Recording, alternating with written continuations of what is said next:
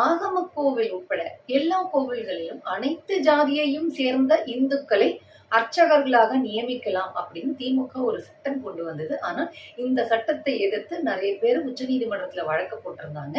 உச்ச நீதிமன்றமும் ஆகம கோவில்களில் அர்ச்சகர் நியமனத்தில் எந்த மாற்றமும் செய்யக்கூடாதுன்னு ஒரு உத்தரவு கொடுத்திருக்கு. அதாவது திமுக அரசினுடைய சட்டத்திற்கு ஒரு இடைக்கால தடையை கொடுத்திருக்கு.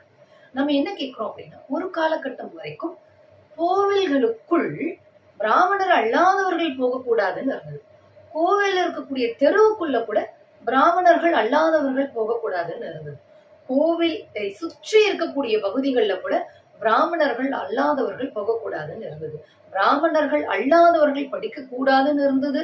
பொது கிணத்துல தண்ணி எடுக்க கூடாதுன்னு இருந்தது. இத்தனை கொடுமைகளும் மக்களினுடைய போராட்டத்தால் மாற்றப்பட்டது இல்லையா? ஒரு காலகட்டம் வரைக்கும் பிராமணர்கள் மாட்டுக்கறி உட்பட எல்லா புலாலையும் சாப்பிட்டு கொண்டிருந்தவர்கள். அப்புறம் அவர்கள் ஒரு காலகட்டத்தில் அதை மாற்றிக்கொண்டார்கள். ஒரு காலகட்டம் வரைக்கும் பிராமணர்கள் பார்ப்பனர் அல்லாதவர்கள் வீட்டுக்கு போக மாட்டாங்க, வேதம் சொல்ல மாட்டாங்க, மந்திரம் சொல்ல மாட்டாங்க, கல்யாணம் கருமாதி பண்ணி வைக்க மாட்டார்கள். அதையும் பிராமணர்கள் மாற்றிக்கொண்டிருக்கிறார்கள். ஒரு காலகட்டம் வரைக்கும் பிராமணர்கள் வெளிநாடுகளுக்கு போகவே மாட்டார்கள், கடல் தாண்டி போக மாட்டார்கள். ஆனால் இப்ப அதை மாற்றிக்கொண்டிருக்கிறார்கள் இல்லையா? நம்ம என்ன கேட்கிறோம்னா, மாற்றம் ஒன்றே மாறாதது அப்படிங்கிற இயற்கை விதி பிராமணர்களுக்கு மட்டும்தானா?